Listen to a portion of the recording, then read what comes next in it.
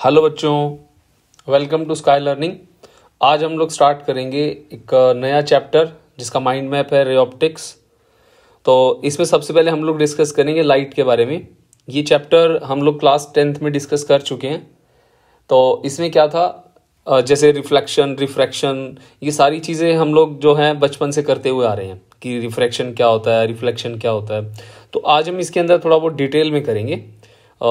जैसे ही सबसे पहले इसके अंदर आता है रिफ्लेक्शन। रिफ्लेक्शन क्या चीज़ होती है? तो रिफ्लेक्शन किसी भी ऑब्जेक्ट के ऊपर सनलाइट का गिरना या कोई भी लाइट का गिरना, उसके बाद वहाँ से रिफ्लेक्ट हो जाना। तो इसमें क्या होता है, एंगल ऑफ इंसिडेंस और जो एंगल ऑफ रिफ्रैक्शन होता है ये इक्वल होते हैं, ठीक है। और जो सारी रेज होती हैं, normal ray, incident ray and the reflected ray, these all rays are lie in the same plane. तो ये सारे लॉज जो हैं ये आप बचपन से पढ़ते हुए आ रहे हैं, ठीक है। अब नेक्स्ट इसके अंदर आता है कि जो लाइट होती है ये इलेक्ट्रोमैग्नेटिक वेव्स होती है। और इलेक्ट्रोमैग्नेटिक वेव्स जैसे चैप्टर भी है एक हमारा 12th के अंदर। तो इलेक्ट्रोमैग्नेटिक वेव्स जो होता है उसकी जो स्पेक्ट्रम होता है उसमें से जो कि एक पर्टिकुलर वेवलेंथ होती है, ठीक है, उस वेवलेंथ को स्टडी करना, मतलब एक पर्टिकुलर रेंज होगी वेवलेंथ की और फ्रीक्वेंसी की। उस रेंज के अंदर जो लाइट आती है, मतलब उस रेंज के अंदर जो रेज आती हैं वो लाइट होती है, ठीक है। हमें उसी के बारे में डिस्कस करना है। अब लाइट क्या होती है? ये एक एनर्जी होती है जो कि हमारी आईज के अंदर एंटर करती है और जिसकी वजह से हम लोग चीज़ें देख सकते हैं। इसकी जो स्पीड होती है वो 3 × 10⁸ मीटर पर सेकेंड होती है, ये यहाँ लिखा हुआ। और सी से इसको रिप्रेजेंट करते हैं, स्पीड ऑफ लाइट। अब इसके अंदर जो फिनोमिनाज होते हैं जैसे रिफ्लेक्शन, रिफ्रैक्शन, अब ये किसी भी ऑब्जेक्ट के ऊपर स्ट्राइक करेंगे उसके बाद ये बेंड हो जाते हैं, तो उसमें एंगल ऑफ जो डेविएशन होता है वो कैसे कैलकुलेट करते हैं। अगर दो मिरर्स को हम लोग साथ में रख देते हैं आमने सामने या किसी भी एंगल के ऊपर तो क्या होता है।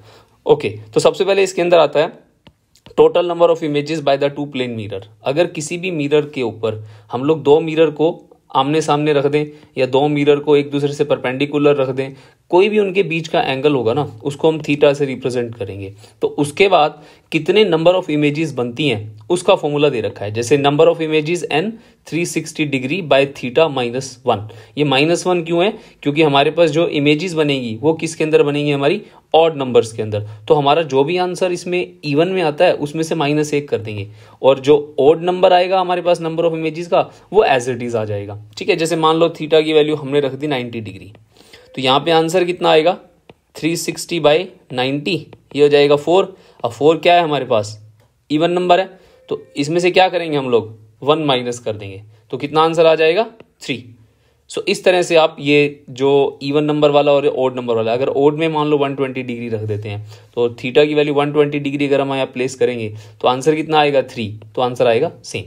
समझ में आ गया? तो ओड का ओड ही रह जाएगा। ओके, नेक्स्ट है इसके अंदर angle of deviation. Angle of deviation क्या होता है? अब देखो यार, अगर लाइट ऐसे आ रही थी, अगर इसके सामने ये मिरर ना होता तो ये लाइट सीधी निकल जाती। अब हुआ क्या है इसके अंदर, ये ऐसे बेंड हो गई है, वापस चली गई है, रिफ्लेक्शन हो गया। तो ये वाला जो इसका पाथ चेंज हुआ, ये वाला एंगल, इसको हम क्या बोलेंगे, डेविएशन एंगल, ठीक है। तो ये आई एंगल है, ये आर एंगल है, तो ये कितना हो जाएगा डेविएशन। तो डेविएशन कैसे निकालते हैं? अब टोटल ये कितना है 180 डिग्री है, 180 में से इंसिडेंट और रिफ्लेक्शन इन दोनों का सम, अब ये दोनों बराबर होते हैं ना, तो मैंने यहाँ पे इसको आई ले लिया, मतलब I is equals to are है, तो आप इसको सेम ले सकते हो। तो 180 माइनस 2i हो गया, ठीक है। तो ये फॉर्मूला होता है एंगल ऑफ डेविएशन कैलकुलेट करने का। डेविएशन को हम लोग इस तरह से डेल्टा से रिप्रेजेंट कर देते हैं, कोई डी से भी कर देता है, ठीक है। आगे आता है रोटेशन। अगर मिरर को हम लोग रोटेट करते हैं, जैसे ये मिरर है, अगर हम इसको मोड़ रहे हैं, ठीक है, किसी एंगल के ऊपर, और सामने से रे आ रही है, आप इसको मोड़ रहे हो, ठीक है, तो आपने थीटा एंगल से इसको मोड़ दिया, राइट।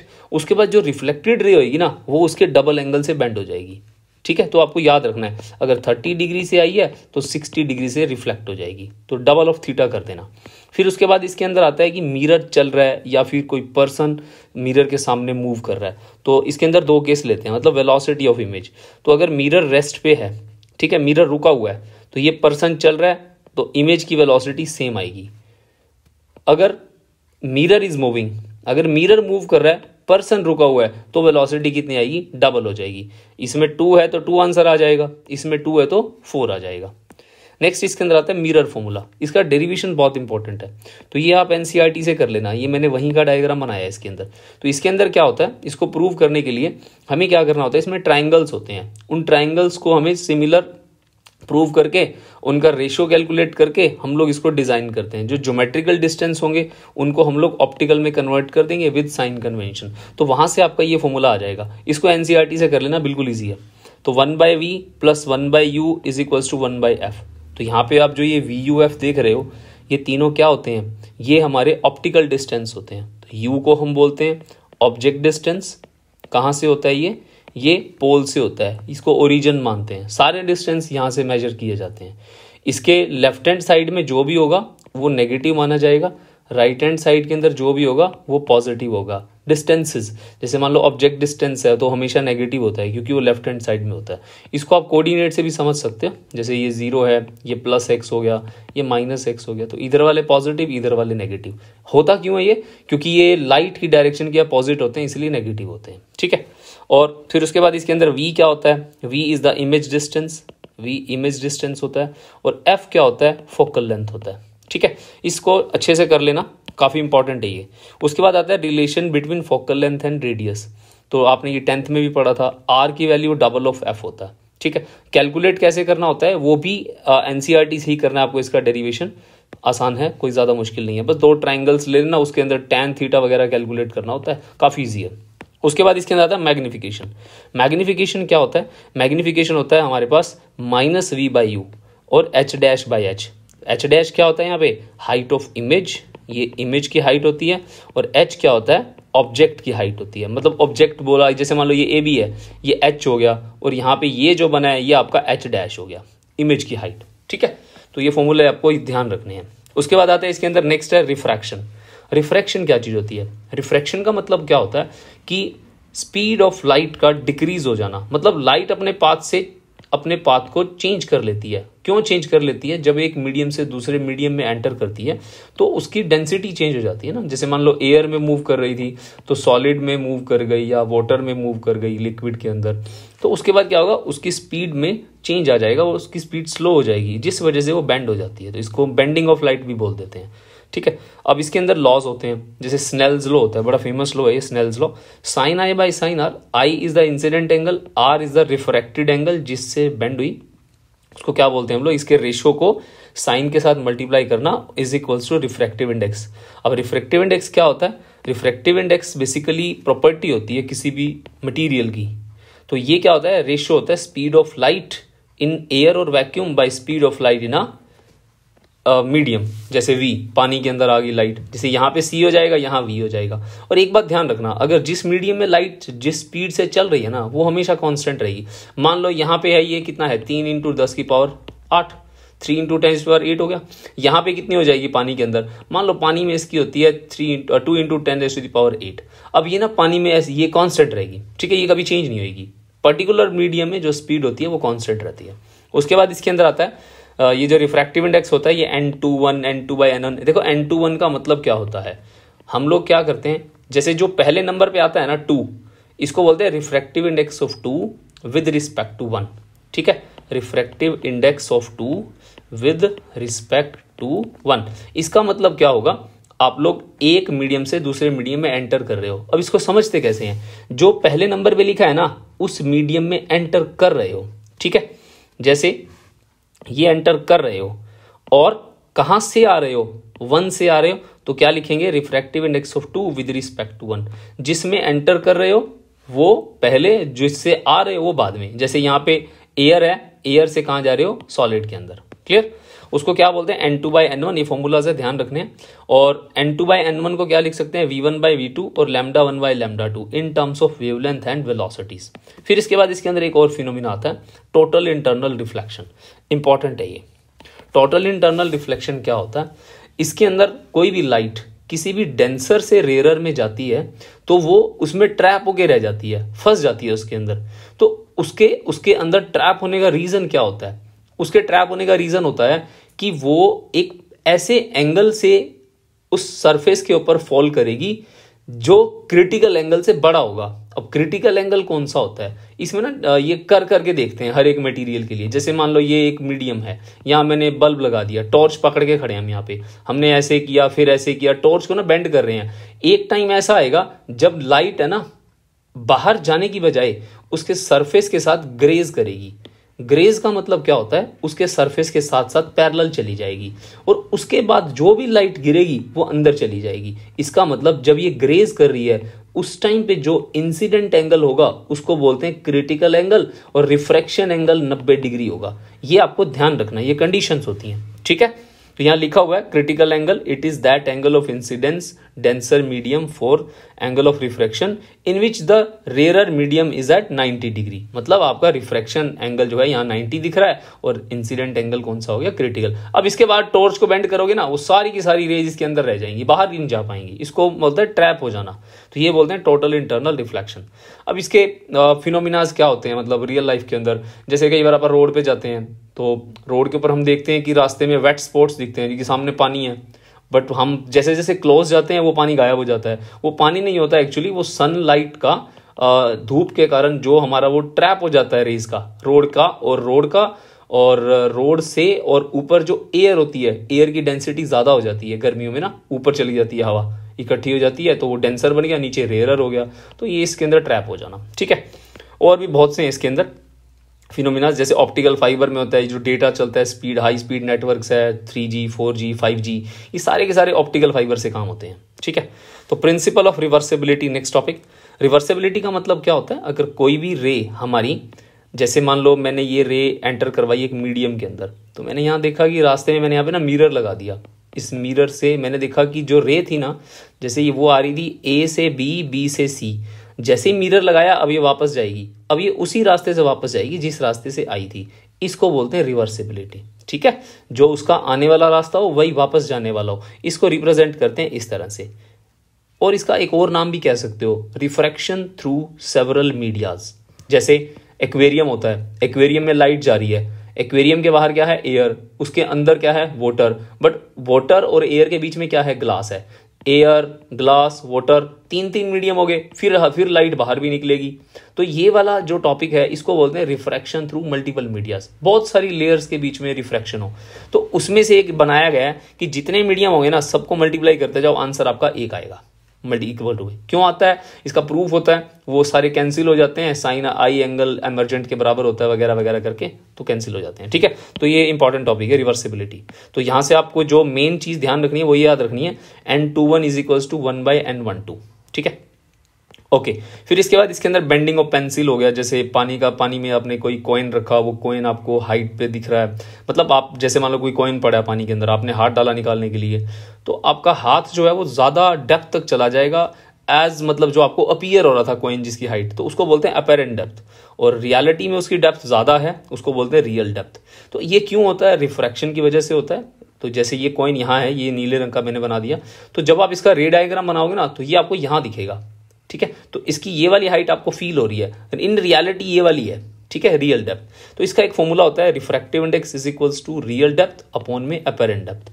तो अपेरेंट डेप्थ क्या होती है, जो आपको दिख रहा है, real depth divide by refractive index. तो आपको एक तो ये फॉर्मूला ध्यान रखना है, और दूसरा इसमें क्या होता है, एक शिफ्ट पूछते हैं कि जैसे मान लो ये यहाँ है, जैसे मान लो ये यहाँ पड़ा था, उसके बाद ये यहाँ हो गया, यहाँ मतलब आपको तो ऊपर से यहाँ दिख रहा है ना, तो ये शिफ्टिंग डिस्टेंस है जो ये रेड कलर का, ये कितना होता है, इसको निकालने के लिए फॉर्मूला है ये real depth minus apparent depth, ठीक है। तो रियल डेप्थ क्या होती है हमारे पास, जो आपका गहराई है, जैसे मान लो किसी वाटर टैंक को देख रहे हो, उसकी गहराई 5 फुट 4 फुट, ठीक है, वो टी ले लिया, और इनटू और माइनस में क्या है, अपेरेंट डेप्थ। अपेरेंट डेप्थ को कैसे लिखना है, इस फॉर्मूले का यूज करना है, रियल डेप्थ बाय में रिफ्रैक्टिव इंडेक्स, यहां से टी कॉमन ले लोगे, 1 माइनस 1/n बचेगा, ठीक है। ये आपके पास फॉर्मूला हो गया, इंपॉर्टेंट है, ध्यान रखना इसको। उसके बाद इसके अंदर क्या आता है, refraction through spherical surface, important है, एनसीईआरटी का है इसमें डायग्राम, ये मैंने जो बनाया ये वाला। इसमें क्या होता है, ऑब्जेक्ट और जो इमेज है ये बाहर है, ग्लास के बाहर का है, ये बाहर का हिस्सा है, ये ग्लास के अंदर का हिस्सा है, जो उसकी थिकनेस होती है, रिफ्रैक्टिव इंडेक्स 2 मान लेते हैं, बाहर की 1 मान लेते हैं। इसमें फॉर्मूला क्या होता है, N1 by object distance, N2 by image distance, N2 minus N1 by radius of curvature. इसका डेरिवेशन है पूरा का पूरा एनसीईआरटी के अंदर, काफ़ी इजी तरीके से है, टैन वगैरह लगा करके किया हुआ है। ध्यान से देखना उसको, जो ट्रायंगल बनते हैं, यहाँ एक ट्रायंगल बनेगा, ठीक है, ये एक ट्रायंगल ये बन गया, और एक ट्रायंगल ये बन गया, और एक ट्रायंगल ये बन गया। 3 ट्रायंगल को यूज करके आई और आर निकाल करके स्नेल्स लॉ लगाया है, और कुछ भी नहीं है। इसको एक बार ट्राई करना, बहुत ईजी है। तो यहाँ से आपका ना है कि सेकंड लास्ट रिजल्ट आता है। ये जो मैंने लिखा है ना, ये वाला सेकंड लास्ट रिजल्ट है। इसका फायदा क्या होता है, इस रिजल्ट को ना हम लोग इसके अंदर यूज करते हैं। तो यहाँ पे यूज करने के लिए हमें अब लिखेंगे ना एज वी नो, 3 नंबर में अगर आ जाए तो एज वी नो, हम इसको लिख के इसको यूज कर लेंगे। अगर 5 नंबर में आ जाए तो पूरा का पूरा लेंस मेकर फॉर्मूला डिजाइन करना पड़ता है, ठीक है। साइन कन्वेंशन के अंदर ऑब्जेक्ट डिस्टेंस नेगेटिव होता है, इमेज डिस्टेंस पॉजिटिव होता है, रेडियस ऑफ कर्वेचर जो इधर है अंदर की तरफ वो आर हो जाएगा। ये आपका आंसर आ गया। उसके बाद लेंस मेकर फॉर्मूला क्या होता है, जो भी लेंस हम डिजाइन करते हैं उसको बनाने के लिए हमें एक फॉर्मूला चाहिए होता है। तो 1/f refractive index of 2 with respect to 1 - 1, 1/r1 - 1/r2, ये इसका फॉर्मूला होता है। ये इसका डायग्राम है, ये एनसीईआरटी के अंदर है, ये वहीं की पिक्चर्स ही हैं ये। तो यहाँ पे आप क्या करोगे, ये डायग्राम है, इसके अंदर ये ग्लास दे रखा है, इसको ना 2 पार्ट्स में डिवाइड कर रखा है। पहला पार्ट है ये वाला, दूसरा पार्ट है ये वाला। तो यहाँ पे पहले पार्ट्स के ऊपर ना ये वाला फॉर्मूला लगाया गया है, ये वाला फॉर्मूला। इससे ना एक इक्वेशन आएगी, फिर आप दूसरे पार्ट को यूज करोगे, फिर यही फॉर्मूला लगाओगे। इन दोनों से जो इक्वेशन आएगी उन दोनों को ऐड करा देना, आपको ये मिल जाएगा, ठीक है। मुश्किल से 5 या 6 स्टेप के अंदर है ये क्वेश्चन। तो ये वहां से एनसीईआरटी से कर लेना, काफी अच्छे तरीके से एक्सप्लेन किया हुआ है, ठीक है। उसके बाद इसके अंदर आता है लेंस फॉर्मूला। लेंस फॉर्मूला क्या होता है, अरे जो ये आपने टॉपिक करा ये वाला, इसके बाद ये इससे डिजाइन किया जाता है। तो लेंस फॉर्मूला क्या होता है, जो मिरर में होगा उसका जस्ट अपोजिट 1/v माइनस लगा दोगे, मिरर में प्लस होता है 1/, फोकल लेंथ हो जाएगा। ये आपका आंसर आ गया। उसके बाद पावर ऑफ लेंस क्या होता है, पावर का मतलब क्या होता है, देखो पावर का मतलब क्या होता है, ये लेंस है, ये रे जा रही है, ये रे सीधी जानी चाहिए थी बट नहीं जाती, फिर क्या हो जाता है, ये बेंड हो जाती है। अब जितनी ज्यादा यहां से ये बेंड हो रही है, देखो ये बेंड हो रही है ना, ये सीधा जानी चाहिए थी बट ये बेंड हो रही है। अब यहाँ पे अब देखते हैं, देखो एक और, अब जैसे मान लो ये यहाँ से यहाँ बेंड होगी। अब देखो ये वाला एंगल और ये वाला एंगल बड़ा लग रहा है, ये छोटा लग रहा है। तो ये डिस्टेंस देखो ना, ये फोकल लेंथ है। तो यहीं से पता लगता है कि फोकल लेंथ जो होती है वो इन्वर्सली प्रोपोर्शनल होती है पावर के। जितनी ज्यादा फोकल लेंथ होगी उतनी पावर कम होगी। मतलब जितनी रे दूर जा रही है, दूर जाने का मतलब क्या है, इसका नेचर है इसको बेंड करना, कर ही नहीं पा रहा ज्यादा बेंड, तो पावर क्या है इसकी कम है, ठीक है। तो ये बोलते हैं पावर। तो बेंडिंग होना मतलब किसी भी रे का बेंड कर देना। अगर बेंड जरूरी नहीं होता, नेचर पे डिपेंड करता है। तो कन्वर्जिंग का काम बेंड करना होता है, डाइवर्जिंग का काम क्या होता है, डाइवर्ज करना। जो जितना ज्यादा फैलाएगा और जितना ज्यादा कन्वर्ज करेगा उस पर डिपेंड करती है लेंस की पावर। तो पावर जो होती है ये फोकल लेंथ पे डिपेंड करती है। अगर फोकल लेंथ पॉजिटिव है, जैसे इसमें कॉन्वेक्स के अंदर पॉजिटिव होती है, कॉनकेव में नेगेटिव होती है, तो पावर क्या होगी हमारी, ये किसकी है, कॉन्वेक्स पॉजिटिव, ये है कॉनकेव की। तो पावर क्या हो जाएगी हमारी, पॉजिटिव नेगेटिव इसके अकॉर्डिंग हो जाएगी। फिर इसके बाद क्या आता है, इसमें बहुत सारे लेंसेज को ऐड कर देना। तो ऐड करोगे तो पावर ऐड हो जाती है। अगर आप इनको ऐड करते हो तो फोकल लेंथ ऐड हो जाएगी, क्योंकि रिलेशन ये होता ही है इसके बीच में। फिर मैग्निफिकेशन पे क्या फर्क पड़ता है, मैग्नीफाई का मतलब क्या होता है, उस चीज को कितना आपको बड़ा करके दिखा रहा है। तो मैग्निफिकेशन क्या होती है, मल्टीप्लाई हो जाती है। ये मल्टीप्लीकेशन हमारा काम किस में आएगा, कंपाउंड माइक्रोस्कोप वगैरह, एस्ट्रोनॉमिकल माइक्रोस्कोप, उनमें काम आता है, क्योंकि वहां पे एक से ज्यादा लेंसेज यूज होते हैं किसी भी चीज को देखने के लिए। उसके बाद आता है इसके अंदर very important topic, refraction through prism. इसका डेरिवेशन इंपॉर्टेंट है, काफी आसान है। इनमें क्या करेंगे हम लोग, एक पहले इसको देख लेते हैं है क्या। ये एक प्रिज्म है हमारे पास। तो प्रिज्म क्या होता है, जो भी नॉन टू पैरेलल साइड्स होंगी इसमें, जैसे ये साइड है, ये साइड है, ये नॉन पैरेलल साइड्स होती हैं, ठीक है। तो इसमें क्या हो रहा है, ये एंगल ऑफ प्रिज्म होता है, ये इंसिडेंट एंगल है, यहाँ से ये अंदर रिफ्रैक्ट हो रहा है, उसके बाद ये एमर्ज हो रहा है। तो इन पे ना एक रिलेशन बनाया गया है, delta is equals to incident, emergent and angle of prism. अब अगर प्रिज्म हमारा बहुत स्मॉल है, इसको क्या बोलते हैं हम लोग, डेविएशन। डेविएशन का मतलब क्या होता है बच्चों, ये रे ना ऐसे जानी चाहिए थी, बट अकॉर्डिंग टू मतलब रिफ्रैक्टिव इंडेक्स इसकी ज्यादा होने की वजह से ये क्या हो जाता है, ये बेंड हो जाती है। तो देखो इतना बेंड होगी ये रे, तो इसको बोलेंगे डेविएशन एंगल। समझ में आ गया। तो कई बार क्या होता है, प्रिज्म बहुत ही पतला होता है, मतलब ये बहुत ही थिन है। तो थिन प्रिज्म के लिए क्या करते हैं हम लोग, refractive index is equals to sine A plus delta M by two sine A by two. ये ना स्नेल्स लॉ से निकाला जाता है, sine I by sine R is equals to refractive index. तो यहीं से ही ये सारे प्रूव किए गए हैं, ठीक है। कैसे होते हैं, तो देखो अगर मैं इसको डेल्टा एम पुट कर देता हूं और इनको बराबर पुट कर देता हूं, तो R की वैल्यू को मैं बराबर कर दूंगा, क्योंकि जो A होता है ना, A वो R1 प्लस R2 होता है, ये आप जब डेरिवेशन पढ़ोगे वहां दिखेगा।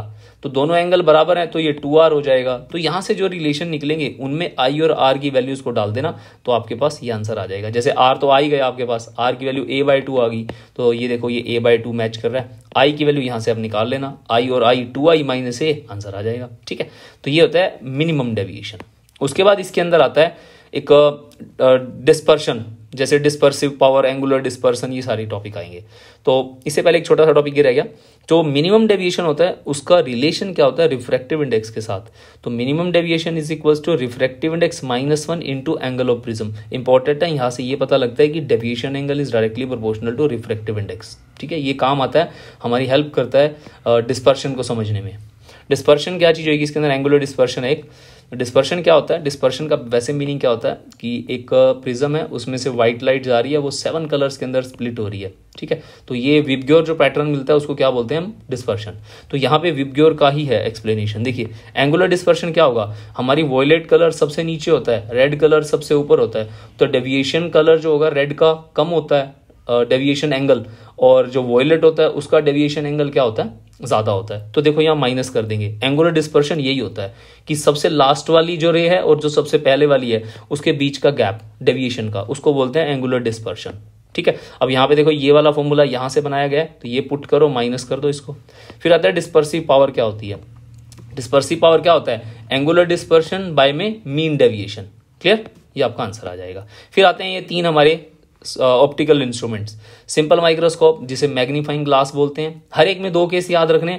पहला केस क्या होता है हमारे पास, रिलैक्स आई कर सकते हो, या आप दूसरा स्ट्रेन्ड आई, मतलब अंडर टेंशन, इसको अंडर टेंशन बोल देते हैं। हमेशा 2 ही केस याद करने हैं, एक रिलैक्स, आंखों में जब रिलैक्स फील होगा, और एक जब आंखों पे स्ट्रेस फील होगा। इसकी मैग्निफिकेशन होती है 1 + D/F, और रिलैक्स के अंदर होता है 1 + नथिंग, M = D/F। तो यहाँ पे D क्या होता है 25 सेंटीमीटर, मतलब एक नॉर्मल पर्सन के लिए लीस्ट डिस्टिंक्ट विजन कितना होता है, D 25 सेंटीमीटर। ठीक है, उसके बाद आता है इसके अंदर कंपाउंड माइक्रोस्कोप। कंपाउंड माइक्रोस्कोप के अंदर क्या होता है, ये जो लैब वगैरह में यूज होते हैं ब्लड सैंपल्स वगैरह चेक करने के लिए, नैनो पार्टिकल्स के लिए। तो यहाँ पे क्या होगा, मैग्निफिकेशन को मल्टीप्लाई कर देते हैं। इसका जो डायग्राम है ये आप देख लेना, अच्छे से कर लेना। इससे जो इमेज बनेगी वो एज एन ऑब्जेक्ट यूज होकर के फाइनल इमेज 2 बार बनाएंगे। एक बार बनेगी हमारी रिलैक्स आई के लिए और एक बार बनेगी स्ट्रेन्ड आई के लिए।